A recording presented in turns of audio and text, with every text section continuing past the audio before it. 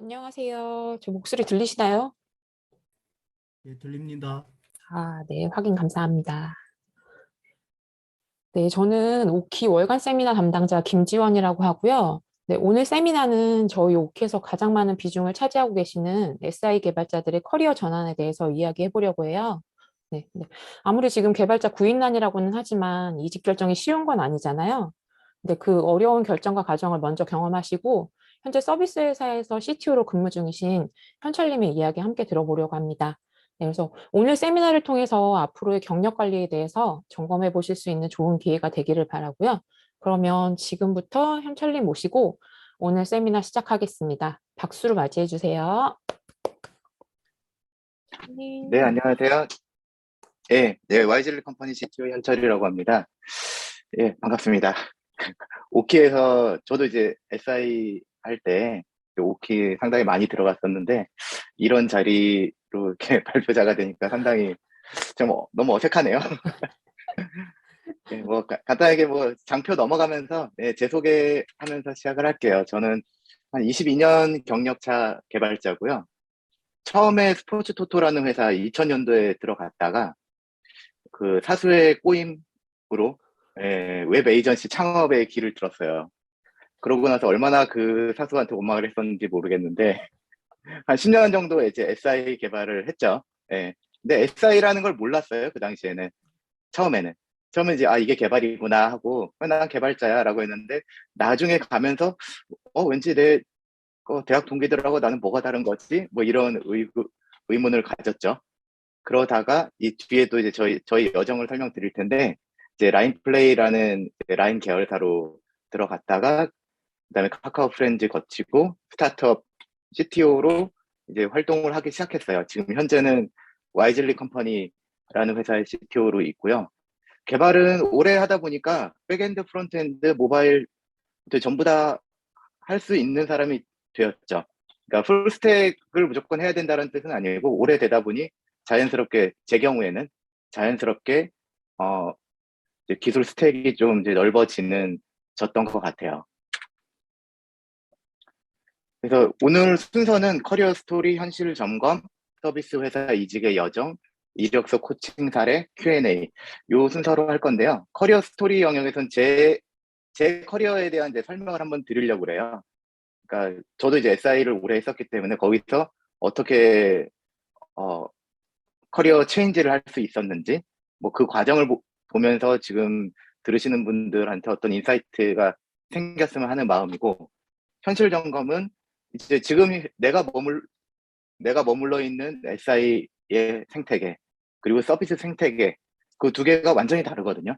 완전히 다른 뭐가 다른지를 알아야 전략을 짤 수 있으니까 그 본인들의 이제 커리어하고 스스로 이제 비교를 해보면서 비교를 해볼 수 있는 기회를 드리고자 했고 그 다음에는 제 경험을 바탕으로 서비스 회사 이직의 여정이라고 이제 거창하게 표현을 했는데 쉽지가 않아요. 쉽지가 않고 시간도 좀 오래 걸리더라고요. 제 경우에는.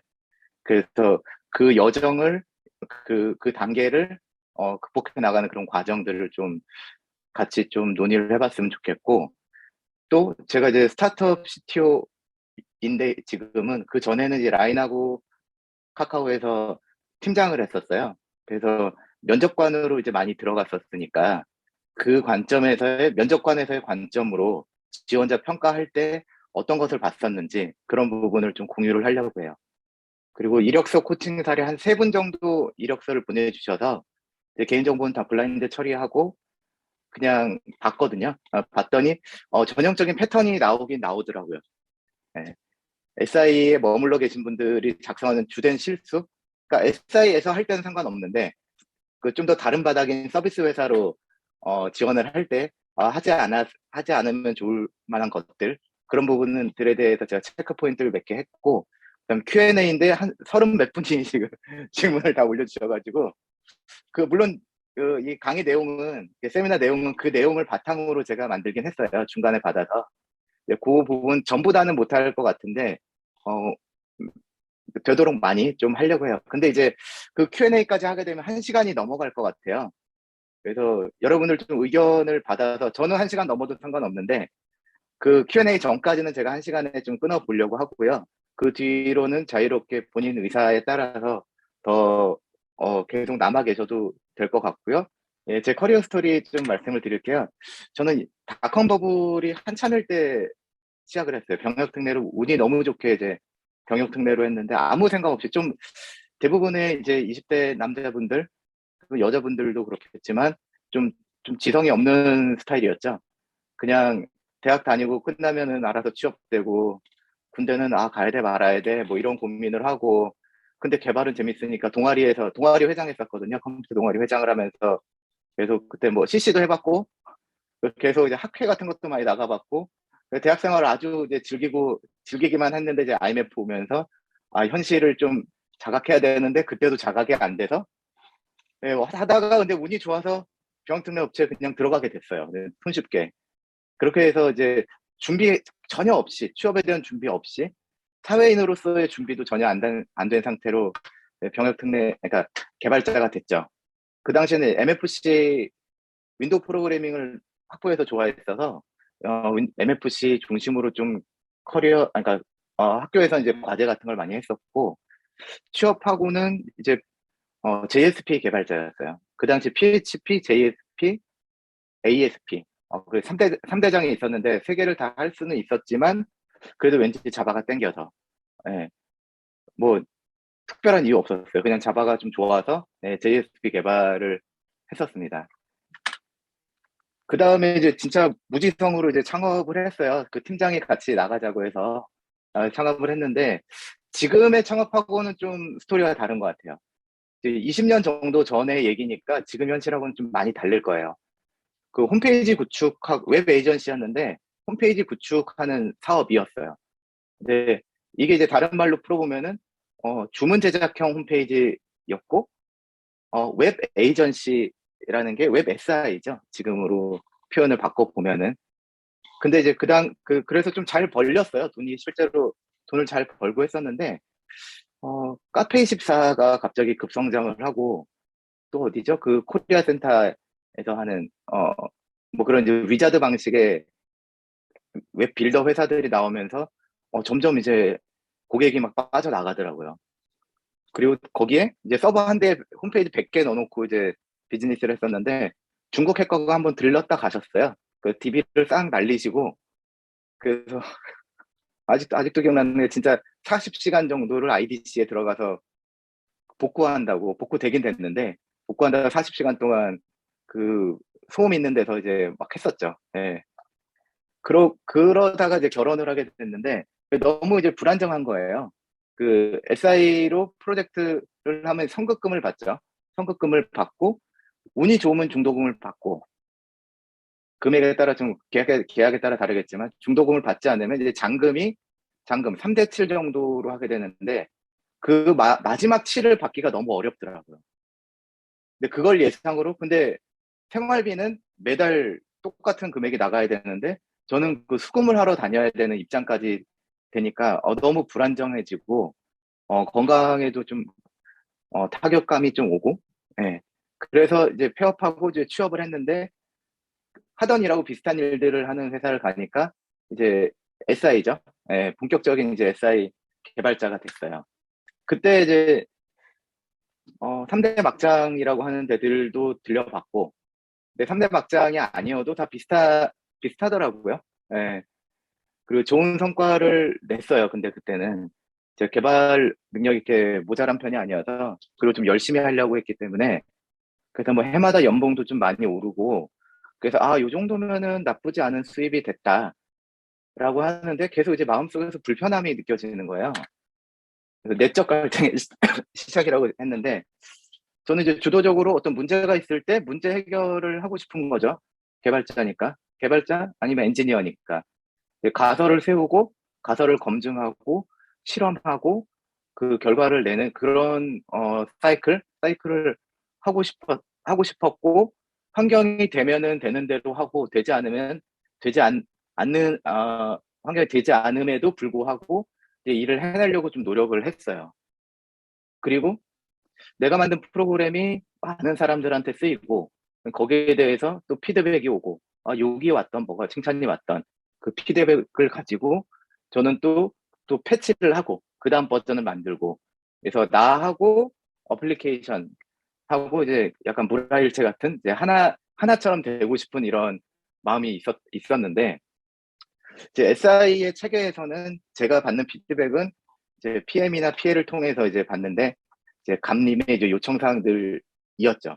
근데 그 요청 사항들이 이제 수긍하기가 상당히 좀 어려운 것들이 많이 있었어요. 그리고 일정 부분에서 그러니까 스케줄에서도 갑자기 한참 개발 중인데 어디 상무님이 내려오신대요. 그 데모 준비해 주세요. 내일까지.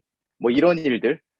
근데 이제 개발 상황상 되지 않아도 하드 코딩으로 막 많이 발라놓고 그 준비를 해서 이제 보여드리고 근데 그렇다고 일정이 조정되는 건 아니고 야근을 하게 되고 주말 출근을 하게 되고 그러면서 이제 제가 이제 느낀 거죠. 아, 내가 원했던 거는 서비스 개발자였구나. 내가 그 개념이 없어서 이거를 구분하지 못하고 그냥 개발이라고 하니까 개발자라고 하니까 개발만 하면 됐지라고 생각했는데 그게 아니었다는 걸 나중에 알게 됐죠.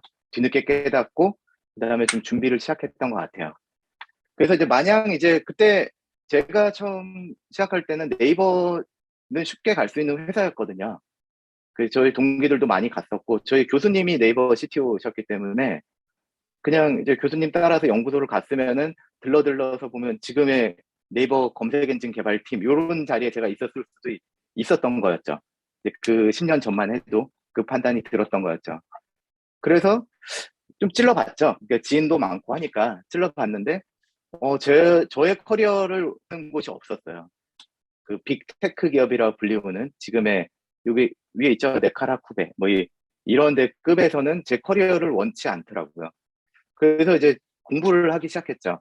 공부가 뭐 책으로 공부하는 건 아니잖아요. 계속 이제 어, 면접을 보고 피드백을 받고 피드백 안 주면은 왜 탈락이냐 물어보고 따로 인사팀 통해서 물어보고 그러면 현직자 입장에서 되게 귀찮아 하면서도 뭐 얘기를 해주긴 해요. 그게 이제 앞으로 나중에 이제 여러분들이 도전하실 때 일어날 수 있는 일이에요. 그렇게 그런 피드백을 이제 계속 이제 받아 보니까 이런 거더라고요. 10년 차 경력이면은 네카라에서 10년만 개발한 실력을 가진 사람이라는 거예요, 정의가. 그러면 또 쉽게 생각해서 이럴 수 있죠. 10년인데 5년, 5년 차에 한번 받고 들어와 주면 안 돼요? 근데 그건 또 안 돼. 안 된다고. 그래서 SI에서 10년 버티면은 프리랜서 전향하거나 PL이나 PM을 하고 있을 때죠. 그때쯤 되면은 경력이 좀 많이 쌓인 SI 개발자죠. 그러면 관리 능력을 이제 배우게 되죠. 그게 쌓이게 되는데, 그쪽에서는, 빅테크 쪽에서는 그 관리 능력은 나중에 얘기더라고요. 10년이 지나도, 10년 차든 20년 차도, 지금 현실이 그래요. 20년 차 개발자들도, 네이버, 이런 네이버에서 이제 진짜 지인이 네이버인데 팀장을 안 하고 그냥 개발만 해요. 그런 사람들, 그 순수 개발자들을 많이 원해요. 근데 이제 때가 묻는다고 보는 거죠. 그쪽에서는. 이거는 PL, PM, 뭐 그런 경력이구나. 뭐 이렇게, 그래서 평가절하하는 그런 케이스가 존재해요. 연차 좀 되면은. 그래서 이제 한동안 포기를 했었어요. 저도 이거 되게 한 3, 4년은 준비했던 것 같아요. 근데 3, 4년 동안 이제 고시생처럼 이제 머리 싸매고 준비한 건 아니고, 뭐 내일 하면서 시도해봤다가 까이고, 왜 까였지? 시도해봤다가 까이고, 이제 그런 와중에 저는 이제 안드로이드라는 기회가 생겼어요. 2009년 말에 이제 아이폰이 출시되고 삼성 안드로이드 개발이 시작됐죠. 그 다들 이제 뭐 업계에서 나온 얘기가 아실 거예요. 그 안드로이드가 삼성한테 가서 우리를 사주세요라고 했는데 안 샀더니 구글한테 팔려서 엄청난 경쟁자가 됐고 그리고 옆에는 애플의 아이폰이 이제 급부상하고 있을 때 자바 할 줄 아는 사람 예전에 그 짤처럼 자바 2명이요 뭐 그런 것처럼 자바 할 줄 안다고 이제 구미공장에 이제 투입이 됐어요. 그때 투입이란 용어도 이제 SI 용어죠. 예, 서비스 회사에서는 안 써요. 예. 그래서 몇 개 이제 모델 개발, 실제 안드로이드 폰 개발을 했고 그 뒤에 이제 서울로 다시 와서 그 폰 개발을 했으니까 이제 안드로이드 아키텍처를 잘 아니까 앱을 좀 수월하게 만들 수가 있었어요. 그래서 이제 그냥 JSP로 뭐 웹 개발하던 것보다는 훨씬 재밌더라고요. 그래서 재밌었지만은 이제 SI 한계를 벗어날 수는 없더라고요. 그래서 이제 또 다시 또 지원을 하게 된 거죠. 그 빅테크 쪽에서도 이제 앱 개발에 대한 수요가 이제 급증하기 시작했고, 그 개발자 수가 너무 부족해진 거죠. 지금 개발자 수 부족한 것처럼 개발자 수가 부족했고, 그 중에서도 이게 핏을 딱 맞춰야 되는 거예요. 그때 안드로이드 개발자가 상당히 부족했었어요. 근데 저는 안드로이드를 좀 나름 깊게 파봤었기 때문에 그때 기회의 창이 열리는 거죠. 그래서 라인플레이라는 회사에 성공을 하고 들어가게 됐어요. 여러 번 실패를 통해서 어떤 사람을 원하는지를 알게 됐고, 이거는 딱히 알려준 사람이 없었죠. 저한테 누가 지금 제가 할 수 있는 얘기를 빨리 얘기해 줬으면 저도 빨리 전향을 했을 것 같아요. 근데 이제 단점이 갈 때 제 커리어를 다 인정을 못 해주겠다고. 그래서 그때 책임 연구원이었는데 그냥 선임으로 들어와라. 그리고 연봉은 2천만 원 깎겠다. 뭐 그래도 그냥 했어요. 예. 진짜로 욕을 바가지로 하면서 속으로 하면서 되게 웃는 얼굴로 이제 출근을 했죠. 근데 거기는 이제 빅테크 쪽은 인센이라든지 스톡 옵션이라든지 또는 뭐 연봉 상승률 자체도 훨씬 훨씬 더 플렉서블 하거든요. 그래서 한 1년 내에 저는 다 회복을 했어요. 회복을 하고 그래서 1인으로 들어갔었는데 안드로이드 개발자 한 명도 없는 조직이었는데 혼자 들어가서 팀 빌딩을 했죠. 이제 어, 제 사람으로 제가 알고 있는 사람들을 이제 어, 꼬셔가지고 꼬셨다기보다 살짝 얘기하니까 너무 가고 싶어 해서 낼름 입사를 했죠. 그래서 8명까지 이제 팀이 이제 커졌고 그 다음에 그 다음에 이제 카카오 프렌즈로 이직을 했는데 요게 이제 한번 그 빅테크에 들어가면은 이직은 상당히 쉬운 편이에요. 왜냐면 커리어 검증을 전 회사에서 했다고 보거든요. 근데 빅테크에서 뭘 알지 못하는 회사들, 그러니까 뭐 중견 SI도 몰라요. 그냥 알고 있는 SI 회사는 SDS, CNS 뭐 그 정도? 그것도 잘 아는 것도 아니고 들어봤다. 이기 때문에 근데 그 뭐 네카라의 어디 계열사인데 그렇게 B급은 아니고 A급 계열사 정도만 나왔어도 B급 A급 아니 B급? 아 죄송합니다. 제가 지금 코로나 확진인데 지금 그거 뚫고 하느라 기침이 좀 있을 거예요. 좀 양해 부탁드리고요. 네, 그래서 계열사 어디 조금 이름 들어볼 만한 계열사를 다녔다고 하면은 아 거기서 검증했네. 그 레퍼 체크만 해요. 레퍼 체크만 거의. 그 당시에는 그랬어요. 레퍼 체크 정도만 하고 아 그럼 느낌 아니까 와라. 근데 그 검증에 대한 이유는 또 다 있어요. 그냥 무조건 끝 나누기 위해서 하는 건 아니고 일하는 방식이 너무나 다르기 때문에 하다못해 위키를 쓸 줄 아느냐. 그 10년 전 얘기예요. 그 당시에 위키를 안 쓰는 사람 되게 많았거든요. 근데 네카라에서는 위키 중심으로 돌아가고 있었기 때문에 위키, 지라, 그래서 git 이거 쓸 줄 아느냐. 그러니까 혼자 써봤다 주장하는 거 말고 예, 어느 회사에서 써봤음이 확실하다라는 게 증명되기 때문에 일단은 쉽게 뽑아요. 예, 그러니까 뭐 그냥 내일부터 출근 뭐 이것까지는 아니지만은 좀 더 이제 수월하게 이제 입사를 할 수 있게 되는 거죠. 네, 그래서 지금 그리고 나온 다음에 저는 지금 원래 좀 이제 대기업을 그렇게 선호하는 성격이 아니어서 이제 스타트업으로 다시 오고 싶었는데 지금 기회가 닿아가지고 이제 스타트업에서 새롭게 팀빌딩도 새로 하고 좀 의미 있는 서비스 개발을 좀 해보려고 나왔어요. 그리고 지금 CTO의 롤을 가지고 이제 시작을 하고 있습니다. 다들 아시는 내용이겠지만은 이제 SI의 형태부터 좀 말씀드릴게요. 이 SI 형태하고 서비스 형태가 다름을 설명하기 위한 자료니까 현실하고 좀 다르더라도 좀 이해를 해주시고요. 대한민국 IT는 상당히 좀 기형적인 구조로 시작을 했어요. 그러니까 대기업이나 공공기관이 스스로 개발자를 채용하지 않아요. 그 예전에는 전산실이라는 게 존재해서 개발자들이 각각 모든 회사에 거의 모든 조금 크다 싶으면은 엔간한 회사들에 있었거든요. 왜냐면 서버도 자신들이 이제 서버실이라고 이제 따로 이제 회사마다 한 켠에다가 서버실 놓고 할 때는. 근데 대기업 공공기관 전부 이제 그런 걸 안 하기 시작했고, 그러니까 쉬운 거죠. 외주화가 쉬운 거니까.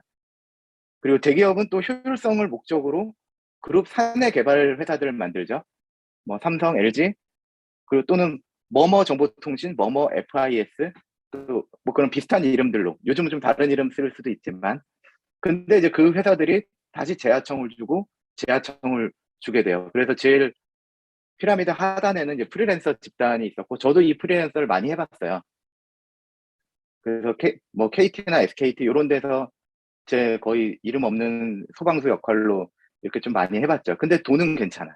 돈은 괜찮았었어요.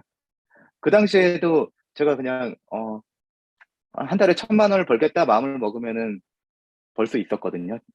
그러니까 프로젝트 한 2개 뛰는 거죠. 2-3개 뛰고, 그러다가 알게 되신 분이 창업을 하게 되면은 거기 조금 뭐 좀 봐드릴게요 하고 이제 서버 좀 봐드리고 또 얼마 좀 받고, 그래서 괜찮은데 이제 사람이 이제 죽어나가는 좀 단점이 있죠. 그리고 여기 슬라이드는 제가 하지 않았는데, 이번에 그 광주에서 아파트 붕괴됐던 거 있잖아요. 그때도 똑같은 얘기가 나와요. 재하청의 재하청 때문에 그 누구도 책임을 지지 않고, 실제로 그때 작업했던 인부들은 외국인이다. 불법 체류 외국인이다. 외국인이 잘못된 건 아니죠. 예, 불법 체류 외국인이다. 책임을 지지 않고 자기들의 나라로 도망갈 수 있는 그런 사람들이기 때문에 사고가 났다라고 하는 거죠. 근데 IT도 똑같아요. IT도 거의 이제 그 그림 보면은 똑같은 그림이 나와요. 피라미드 구조 이렇게 나올 때 그 건설사 사고 날 때 나오는 피라미드 구조하고 IT 쪽에 나오는 피라미드 구조하고 거의 흡사한 그림이 나와요. 그래서 근데 좀 비슷한 느낌이 있는 거죠. 근데 IT랑 건설하고는 너무나 어울리지 않잖아요. 그래서 저는 이 부분이 IT의 좀 기형적인, 대한민국 IT의 좀 기형적인 구조라고 생각을 하고 있어요. 그래서 원청이 1차 벤더한테 주고 2차 벤더 순으로 요구사항이 전달되는데 시간이 좀 오래 걸리죠. 그러다 보니 이제 제일 하단에서 실무를 해야 되는 사람은 설계고 뭐고 할 시간 없이 갑자기 엄청난 큰 일을 맡아서 밤을 새야 되고, 그러다 이제 몸 아프게 되고, 그러다 사람 이제 없어져도 어차피 내 사람 아니니까, 원청도 아니고 1차, 2차도 아니니까, 내 사람 아니니까 바로 교체할 수 있는, 교체되는 그런 교체되는 멤버로도 전 들어가 봐서 좀 힘들더라고요. 그래서 요구사항에 대한 협의는 또 제한이 돼요. 그러니까 어 약간 이제 서비스 회사에서는 이렇게 굴러가요. 그냥 2주마다 이제 이터레이션이 도니까 그 PO, 그 프로젝트 오너가 어떤 스펙을 제안을 했을 때, 그거는 2주 안에는 불가능하다. 그러면은, 그럼 스펙을 둘로 쪼개자. A, B로 쪼개자. 스텝 1, 2로 쪼개서 이때 하고, 그 다음에 반응 봐서 괜찮으면 2차를 나가고, 아니면은 1차, 여기서 그냥 스펙 아웃을 하는 방법을 생각해보자. 이런 협의가 되는데, 요 구조에서 말씀드린 것처럼 원청 1차, 2차 뭐 이렇게 그 단계가 많으니까 그 누구도 그런 협의를 해줄 수 있는 사람이 없죠. 그러니까 고정화된 그러니까 이상한 문서를 가지고 그 독해를 해서 해결을 해내야 되는 거고, 관리자들은 PM, PL들은 그거 고지고대로 그 사람을 얼마를 투입해서 어느 정도 기간 내에 이상 없이 프로젝트를 완수한다. 이런 생각을 가지고 계속 일을 하게 되죠. 그리고 2차 벤더부터는 주로 컨소시엄이라는 이름으로 많이 프로젝트를 구성을 하더라고요. 근데 거기에는 이제 기획사, 개발사, 디자인 회사, 또는 뭐 개발사도 개발사 1, 2, 뭐 어느 부분은 A 개발사, 어느 부분은 B 개발사, 이렇게 나뉘니까 아레나를 나누는 게 상당히 명확한 편이에요.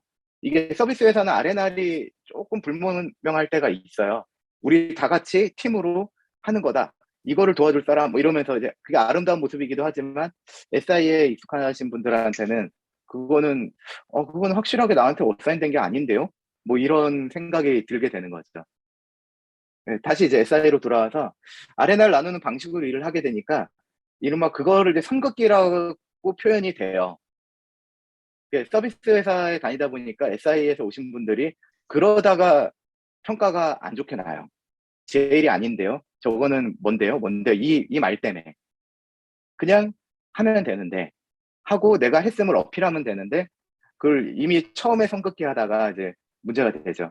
그래서 이거는 이제 회사 간의 선긋기가 기본적으로 되고 들어가는 구조기 때문에 팀 간, 같은 회사의 팀 간에서도 혹은 팀 내에서도 미일, 내일 이렇게 많이 나누는 문화가 형성이 돼 있던 거죠. 저도 당연하다고 생각을 했었는데 서비스 회사를 겪다 보니까 아, 이거는 SI의 특징이구나라는 생각이 들었어요. 그리고 제가 카카오하고 라인 다닐 때 제 주변 지인들을 많이 채용을 했거든요.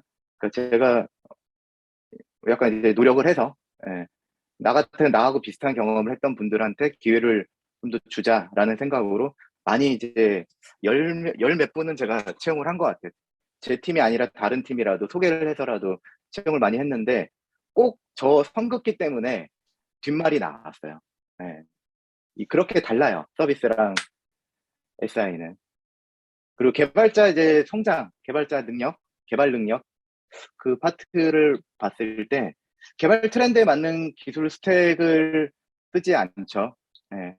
왜냐면은 프로젝트는 무조건 잘 돼야 되거든요.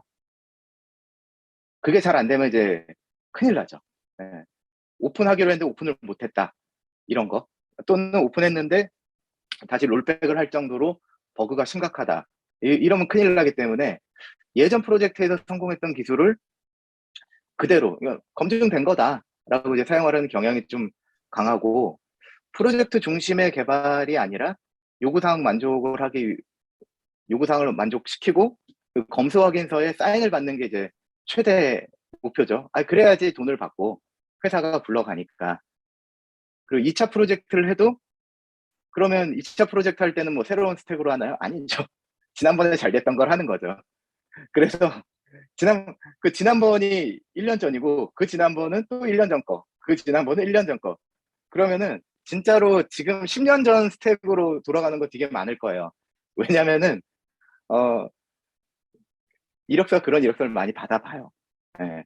10년 전에 하던 스킬로 나 이거 끝내주게 잘해요라고 하는 게 지금 오늘 제가 받아보기 때문에 그렇게 돌아가고 있다고 알고 있어요. 이력서에서도 수행 프로젝트 설명에 나온 기술 스택을 보면은 이거는 그냥 안 쓰는 게 나을 뻔했다라는 그런 기술 스택들이 많이 있거든요. 그래서 서비스 회사로 이직을 하려고 해도 서비스 회사에서 요구하는 기술 스택을 맞추기가 좀 어려워요. 네. 또한 애자일 방법론을 본격적으로 경험하기 힘들죠. 애자일 방법론이 지금은 서비스 회사에는 완전히 자리를 잡았어요. 안 하는 데가 없어요. 안 하는 데가. 그러니까 스프린트 2주간 돌아가고 데일리 스크럼으로 하루에 한 번씩 어, 서로 이제 일하는 거 싱크 맞추고 그리고 뭐 일단 이제 스프린트 하기 전에 플래닝 하고 끝날 때 회고하고 그리고 중간중간에는 거의 매일 거의 하루 종일 코드 리뷰를 하고 이런 부분들이 자리가 잡혔는데 제가 경험했던 SI에서는 그런 거를 할 생각이 전혀 없었던 것 같아요. 그리고 선긋기를 하기 때문에 토론이 좀 잘 일어나지가 않아요. 내일 내일 나눠서 하니까 그냥 주간 업무 보고만 해도 충분하죠. 그래서 빵꾸가 났냐 안 났냐 뭐 그 정도만 해도 충분하기 때문에 SI에서는 그게 좀 없었던 것 같고 그래서 뭐 다시 돌아온 결론으로 빅테크 기업에서 원하는 연차별 실력을 갖추기가 어려울 수밖에 없는 구조예요. 그래서 지금 질문들을 이제 받아보다 보면은 이따도 말씀드릴 건데 제가 물경력인 것 같아요라는 그런 질문이 많았거든요. 고민 상당히 많았었는데 절대로 그 여러분들의 잘못이 아닙니다. 그냥 현재 일하는 거에서 충실히 일을 하셨을 뿐이고 그 환경이 그랬기 때문에 충분한 실력을 쌓지 못하셨던 거예요. 기회가 없었기 때문에. 그다음 서비스 회사로 가볼게요. 서비스 회사는 많이들 이제 막 공개돼가지고 다들 이제 알고 계시는 건데 일단 수평 문화를 지향해요. 누구님, 누구님.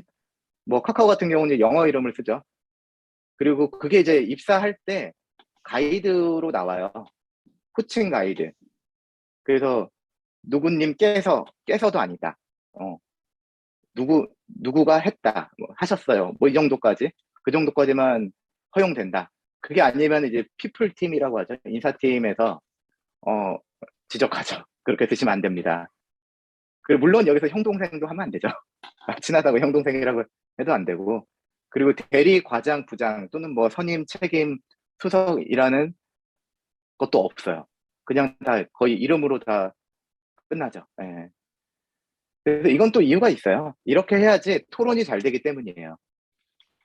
그래서 그 무한 경쟁이기 때문에 서비스는 진짜 무한 경쟁이거든요. 제가 뭐 지금 와이즐리에서 이제 면도기 특화된 쇼핑몰이라고 보면은 또 다른 면도기 특화 쇼핑몰이 또 나오면은 그들이 하는 걸 바로 캐치하고 우리한테도 반영하고 해야 되잖아요. 그래서 상당히 이제 빠르게 이제 돌아가야 되기 때문에 격식 차릴 시간이 없는 것 같아요. 제 생각에는. 그렇게 느꼈어요. 그래서 그 호칭 파괴가 됐고, 그리고 그 특히 주니어들한테는 이게 훨씬 좋죠. 주니어들한테는 누구 모셔야 될 그런 분들이 없는 것처럼 느껴지니까, 물론 이제 어느 정도 좀 모셔야 됩니다만, 예, 느껴지니까 그 상당히 선호하는 방안이고, 그리고 애자일 방법론을 하면은 아까 말씀드렸던 건데 2주 단위로 스프린트 돌아가고 데일리 스크럼하고 코드 리뷰 계속하고, 그리고 기술에 대한 토론 그냥 뻑 하면 해요.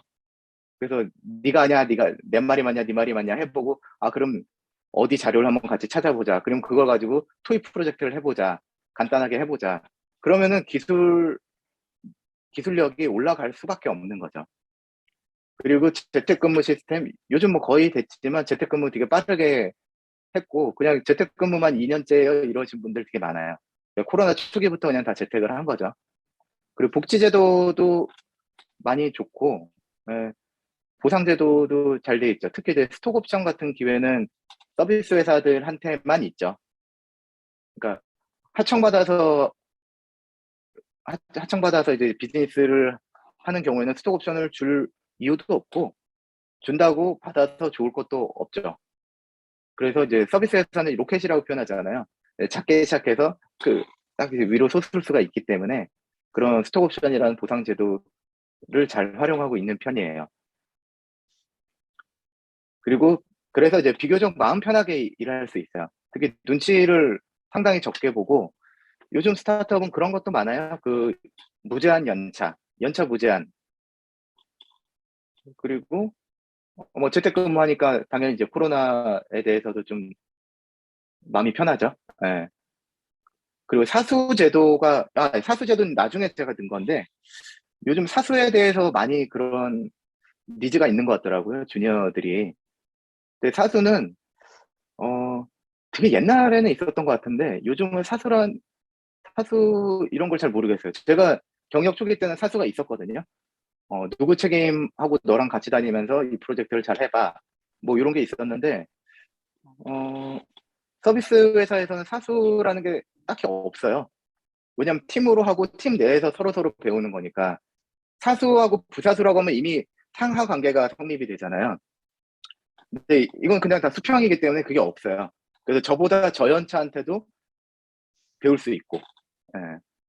그리고 그게 안 창피하고, 그게 좀 자연스럽게 서비스 회사에는 어느 정도, 물론 이제 개인적으로 혼자 창피할 수도 있죠. 근데 어느 정도는 보편화된 상황이라고 생각이 돼요. 단점은 이제 들어가기가 너무 힘들어요. 예.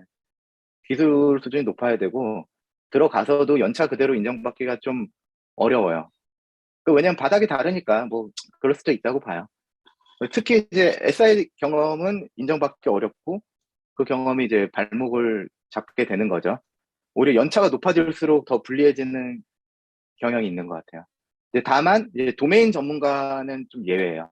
한 15년 차 이상 했는데, 가령 이제 SI로 하긴 했지만 어디 뭐 GS 홈쇼핑 뭐 이런 데서의 물류의 총괄 책임을 지고 있었다.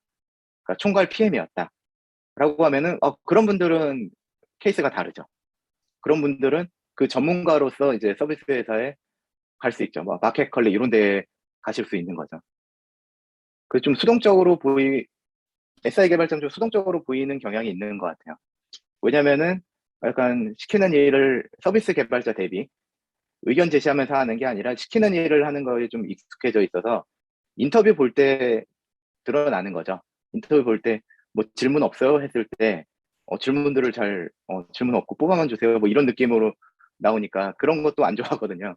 그래서 적극적으로 우리 회사 서비스를 써보고 그거에 대한 개선 방안을 들고 오기를 원하는데 그건 스펙이 내려오지 않았는데요. 이런 느낌이라면 좀 어려워지는 거예요. 그래서 빅테크 기업은 너무 어렵고 그럼 현실적으로 보면 이제 현실적인 목표를 세워보면은 스타트업인 것 같아요. 스타트업 갔다가 빅테크 가면 돼요. 여기서 뭐 경험할 거 경험해보고 서비스 개발에 대해서 경험해보고 그 다음에 빅테크를 지원해서 가면 돼요. 한 방에 가려고 하니까 어렵죠. 그래서 벤처기업이라고 했었죠 옛날에는. 근데 스타트업이라고 하죠. 같은 거 같은데 조금 같으면서도 같지 않은 뭐 그런 용어예요. 그 벤처기업은 닷컴 버블 시대 때 했었고 지금은 이제 스마트폰 시대에 오면서부터는 이제 스타트업이라고 불리우는데 닷컴 버블 때는 엔젤 투자가 많았어요. 검증되지 않고 이거 무조건 된다. 그러니까 그때 제가 알고 있던 대표님들이 벤처기업 대표님들이 거의 그러니까 뭐 성공하신 분은 없었고 성공하신 분 빼면 실패하신 분이잖아요. 그 실패하신 분 중에 대다수가 해외 도피하시거나 감옥을 갔다 오셨어요. 그렇게 체계가 없이 투자를 받았고 테헤란로에 사무실 있고 컴퓨터 있고 개발자 앉아 있으면 투자를 하는 그런 시대였거든요. 그때가. 네. 근데 지금하고 완전 다르게 그때 돈을 잃으신 투자자들이 상당히 많았었고 제 생각이에요. 제 생각에. 근데 지금 스타트업 시대가 왔을 때는 좀 다르게 접근을 하더라고요. 이제 VC, 벤처 캐피탈이라는 데가 되게 전문가 집단이에요. 거기서 면밀히 분석을 하고, 뭐, 포트폴리오를 짜고, 문서 엄청나게, 똑똑하신 분들이 문서 엄청나게 만들고, 밸류에이션을 어떻게 측정하느냐, 이런 어려운 용어들 써가면서 투자 금액을 정하고, 라운드도 A, B, C, 뭐 이렇게 막 나눠져 있고, 그래서 이제는 이제 투자도 이제 비교적 안전하게 이제 투자를 하고 있어요. 그러니까 떨거지들 빼고 제대로 된데 더 많은 돈이 투자가 되는 거죠. 그래서 보상제도하고 복지제도를 많이 쓸 수 있는 것 같아요. 그리고 성장을 할 경우에 그러다 이제 차세대 빅테크 지금 이제 토스가 상장을 하겠죠. 당근도 그렇고 그런데도 처음은 되게 작은 회사였단 말이죠. 그리고 얼마 전에 예전에 좀 그 짤로서 돌아다녔던 건데 쿠팡 초기에 제로보드로 쿠팡 쇼핑몰 만들어 주실 분 구합니다라는 게 아마 오키였던 것 같은데 그 게시물이 있어요. 그런 구인 공고가. 네. 근데 지금은 이제 쿠팡이 됐잖아요. 그 당시에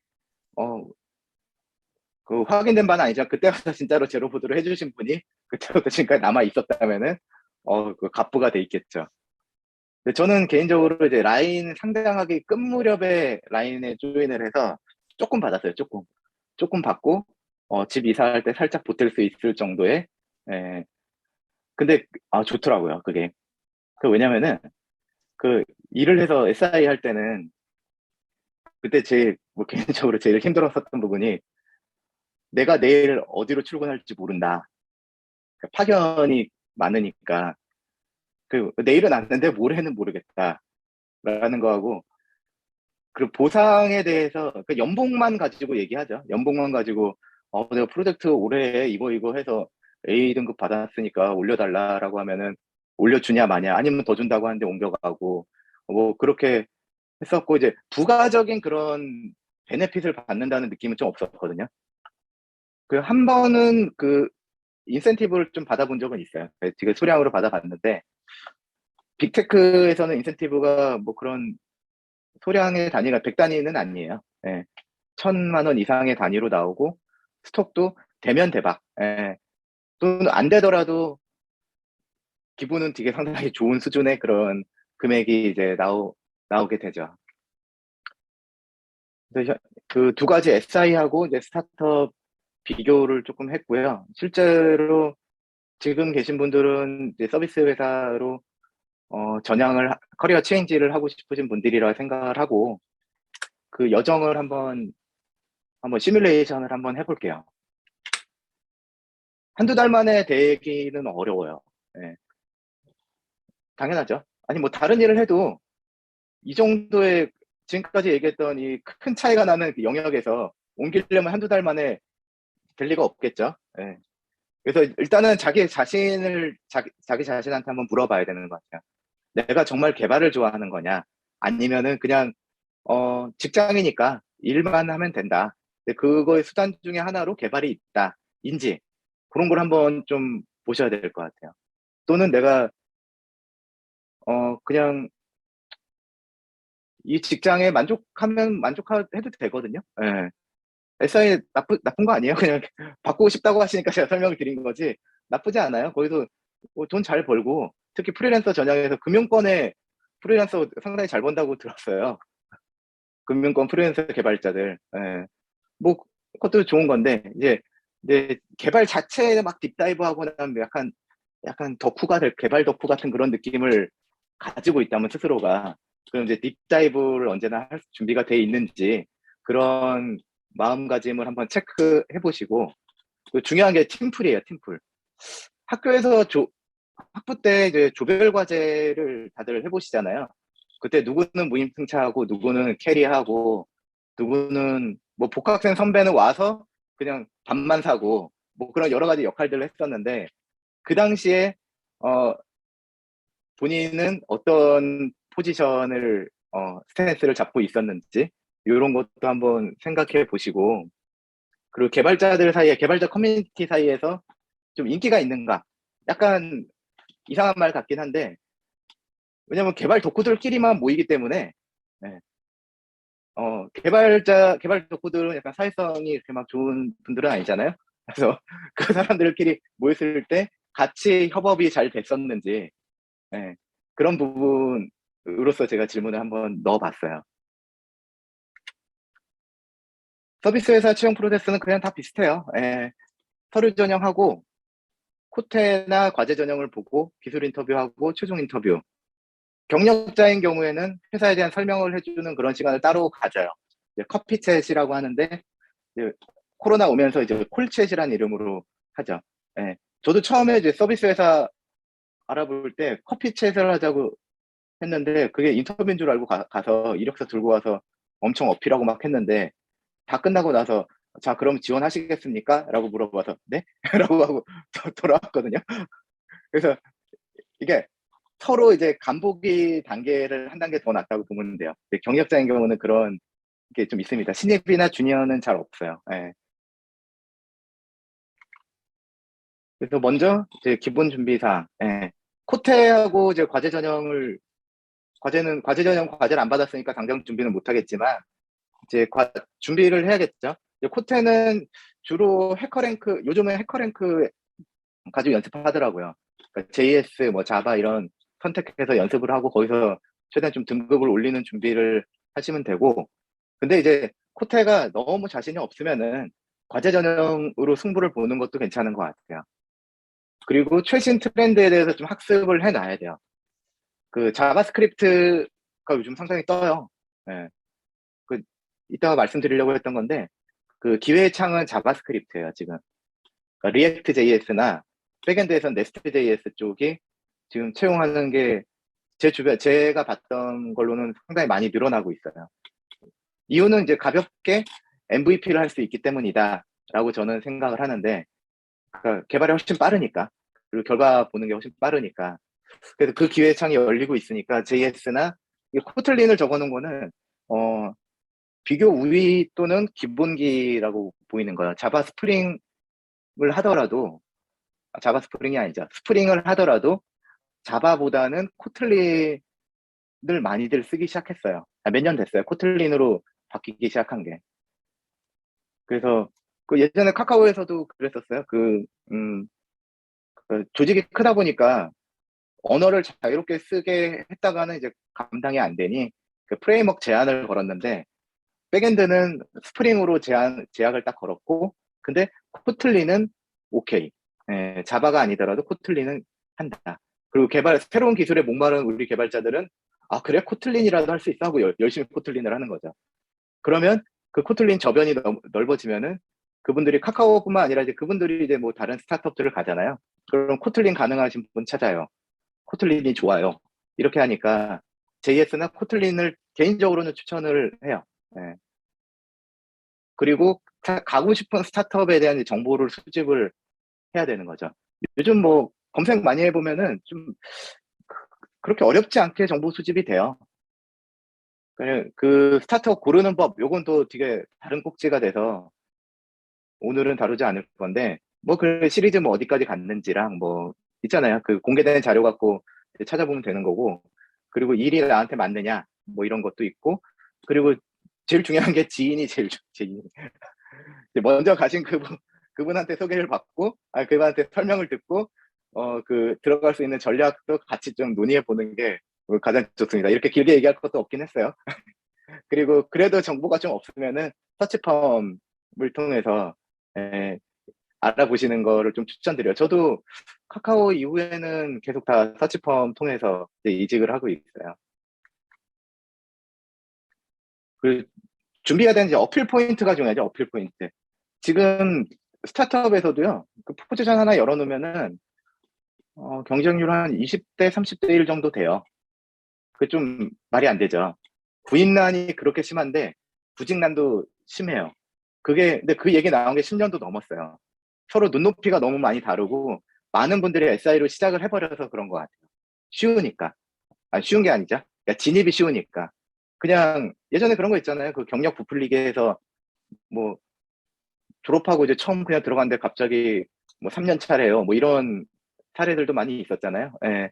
그래서 그러니까 좀 진입 장벽이 거의 없다시피 들어갈 수 있기 때문에 거기에서 고착화된 커리어가 있고, 서비스 회사는 훨씬 더 말랑말랑한 인재들을 원하니까 그 두 개 괴리가 생겨서 양쪽에서 힘든 거예요, 양쪽에서. 그래서 개인 프로젝트를 그 깃허브로 준비를 해서 공유를 하시는 걸 추천드리고, 개인 프로젝트하고 팀 프로젝트예요. 그러니까 서비스 회사에서 이력서 할 때 지금 깃허브 란이 다 있잖아요. 그 이력서 양식에 거의. 안 내시는 분들은 없어요. 근데 이런 분은 그냥 안 내도 될 것 같다는 분도 많아요. 들어가 보면 아무것도 없고, 그리고 올리기도 어려운 게 고객사 프로젝트를 하기 때문에 그 소스를 올릴 수도 없고, 그래서 이제 면접을 봤을 때, 뭐 잘한다고 하셨는데, 그거에 대해서 뭐 간단히 코드를 보여주실 수 있냐라고 하면, 그건 보안 때문에 안 됩니다. 라고 하거든요. 그러면, 아, 그러세요? 그럼 저희가 이해할게요. 라고 안 하죠. 그럼 노. 이렇게 되는 거니까, 보여줄 수 있는 영역을 좀 꾸미기를 좀 해야 되는 거예요. 근데 이제 보면 튜토리얼 올리시는 분들이 되게 많아요. 그러니까 노마드 코더에서 뭘 보면서 했던 거를 내가 정리해서 올렸음. 아무 의미 없고요. 그리고 뭐 인프런에서 무슨 강의를 보고 했던 거임. 그 레파지토리 이름 자체가 챕터 1, 뭐 이런 것들이 있거든요. 그런 거 전혀 쓸모없고요. 아이디어를 가지고 구현을 해보는 거를 해야 돼요. 근데 어려워요. 어려워요. 처음부터 시작하기 너무 어려워요. 그럼에도 불구하고 뭐 하나라도 좀 하기 시작해야 돼요. 그러니까 내가 뭐 하다가 내가 쓰기 불편해서 만든 앱 뭐 이런 거라든지, 아니면 의외로 저거가 효과 있었던 거 본 적 있어요. 비트코인 매매를 자기가 하는데 바빠서 뭐 봇을 만들었어요. 라고 하면은, 그 코드 보면서, 이거는 왜 이렇게, 약간 토론이 진행될 수 있는 거죠. 그럼 그 봇을 만들면서 공부하는 게 업무하면서 배우는 것보다 훨씬 더 많이 배워지게 될 거고요. 그리고 팀 프로젝트를 해야 되는데, 제 아래에서 두 번째 줄이 제 가장 좀 마음이 아픈 부분인데, 요즘 신입들은 부트캠프 다니고 거기서 팀플을 다 경험을 해요. 돈 내고 그 경험을 사는 거죠. 그리고 취업도 잘해요. 실제로 서비스 회사에서 원하는 것들을 부트캠프에서 많이 알려주더라고요. 깊이는 얕죠. 뭐 짧으면 3개월, 길면 6개월 과정을 가지고 몇 년간 일을 하면서 겪었던 그런 경험을 대체할 수는 없는데, 일단 표면적으로 원하는 스펙들이 거기서 갖춰져요. 그래서 진짜로 좀 어, 억울하겠다라는 생각이 들었어요. 이런 것들을 보면서. 그리고 연봉도 많이 달래요. 어, 경력자보다 더 많이 달라고 해서 이거 좀 어렵다 하면 낼름 다른 데 가고 또 주는 데가 있으니까. 그래서 필요한 것들 이렇게 억울하지 않게 팀 프로젝트를 경험을 해보셨으면 좋겠어요. 근데 어디서 찾느냐? 그것도 저는 잘 모르겠어요. 저도. 네. 그러니까 제가 그 입장이 아니어서 모르겠고, 어디 커뮤니티 같은 데서 할 수 있지 않을까라고 생각을 해요. 오키에서 한번 뛰어보시고 저랑 같이 준비하실 분 이런 것도 나쁘지 않을 것 같고 그 학원들에서 주로 하는 그런 것들 다 학원 사이트들 가보면은 걔네들이 뭐 했는지 그런 프로젝트 다 공개하거든요. 그 공개하는 걸 보고 거기서 주제만 따와서 새로 한번 만들어 보자. 우리끼리 만들어 보자. 그리고 문서화 많이 하고 그때 했던 회의록들 다 적고 회고했던 것들 다 적고 그래 보면 거의 서비스 회사에서 하던 거랑 비슷해요. 학원이 거의 비슷하게 하더라고요. 기피의 문제 이제 좀 학원 뭐, 너무 조심스럽지만은 이제 학원도 선택지가 될 수 있지 않을까 준비하는데 근데 이제 뭐라죠 저기 하시잖아요. 다 생업으로 하고 계신데 그냥 무작정 하는 것도 좀 부담스러운 일이니까 커뮤니티에서 찾아보시는 게 뭐 가장 합리적인 대안이 아닐까라고 생각을 해요. 그리고 이력서 다듬기 오늘 사실은 이제 오늘의 거의 메인 주제인데 이제 이력서 다듬을 때 상당히 SI 근무하시는 분들의 이력서는 거의 똑같아요. 예, 누군가 가르쳐 준 것처럼 거의 똑같아요. 예, 이따가 저기 사례를 보면서 또 말씀드릴게요. 예, 철저하게 기술 중심적으로 적어야 돼요. 자꾸 프로젝트 나열을 하시는데 그 6개월짜리 프로젝트 했음, 그 다음에 3개월짜리 했음, 그 다음에 뭐 1년짜리 했음. 근데 그 프로젝트에 대한 설명을 막 하시는 거죠. 뭐 어디 뭐 교육부에서 원청이 교육부인데 거기서 학생들을 위한 어떤 웹사이트를 만들려고 했었다. 그래서 이런 기능 저런 기능이 있었다. 이런 거는 진짜로 이제 광탈이야 광탈. 그 거기서 최소한 자바로 했냐, 파이썬으로 했냐, 뭐 그 정도는 나와주는데 그거 나와도 이제 광탈 각이 나오는데, 예, 그렇습니다. 그리고 스토리텔링을 연습을 많이 하셔야 돼요. 그 문제 해결 방법 나름 이제 제일 마지막에 개발 철학이라고 썼는데 저는 저한테 누가 물어보면 그런 개발 철학을 얘기해요. 그 엔지니어는 아웃풋을 내는 사람이고 그거를 하는 방법으로서는 문제가 있을 때 가설을 세우고 가설 분석을 하고 해결 가능한 가설을 세우고 가설을 증명하고 현실에 적용한다. 이런 방식으로 저는 개발해왔습니다. 이렇게 얘기를 하거든요. 이제 그러한 자기만의 철학이 너무 어렵게 표현한 거죠. 자기만의 이제 슬로건 같은 걸 이제 만들고 이제 문제 해결 방법을 계속 물어볼 거예요. 이런 문제가 생겼을 때 어떻게 하실 겁니까? 뭐 이거 서버가 다운됐다. 서버가 그냥 다운된 건 아니죠. 그 DB에 병목이 생겼다. 근데 그런 사례에 대해서는 어떻게 해결을 하셨습니까? 라고 질문이 나올 때 어떻게 대답을 할 거냐는 거죠. 보통 관공서 프로젝트 하면 서버를 비싼 걸 넣어요. 그래서 안 터져요. 웬간하면은. 근데 이제 뭐 팬데믹 상황에서 뭐 질병 이런 데 예전에 한번 터지고 했었잖아요. 그것도 해결 방법도 되게 쉽죠. 서버를 증설하면 되거든요. 이제 그런 걸로는 안 된다는 거죠. 서비스 개발자로 인정받기가 좀 어렵죠. 네, 성능 개선, 서버가 했을 때는 병목 구간을 찾아내야 됩니다. 병목 구간을 어떻게 찾습니까? 그러면 뭐 APM이라는 그런 툴 가지고 API 응답 속도를 구간별로 측정을 합니다. 그래서 DB 병목이라면은 인덱스 처리를 합니다. 인덱스 처리는 어떻게 하셨습니까? 네, 카디널리티를 재가지고 그걸 적용을 했습니다. 근데 라이브 중인 서버에서는 안 되지 않습니까? 하지만 MySQL 버전 맵부터는 그 라이브인 경우에도 적용이 가능해서 그렇게 처리했습니다. 이런 이제 기술 토크가 좀 계속 왔다 갔다 해야 되는 거죠. 예. 그 중심으로 막 이렇게 시나리오를 짜서 막 혼자 연습을 하셔야 돼요. 예. 그 질문지는 뭐 저도 도움을 드릴 수 있고 뭐 이렇게 해볼게요. 예, 저 도움 드릴 수 있는 부분 좀 해볼게요. 그리고 갈등 상황을 극복했던 스토리. 요거 되게 빈출이거든요. 팀원과 불화가 생겼을 때 어떻게 해결하셨습니까? 요거 빈출인데 정답은 없어요. 정답은 없고. 그거 뭐 끌고 가서 혼냈어요. 뭐 이런 거 그런 거 말고 자기만의 언어로 좀 해야 될 것 같아요. 예. 그거를 뭐 계속 생각을 해보셔야 될 것 같아요. 왜냐면은 답은 없지만 뭐죠?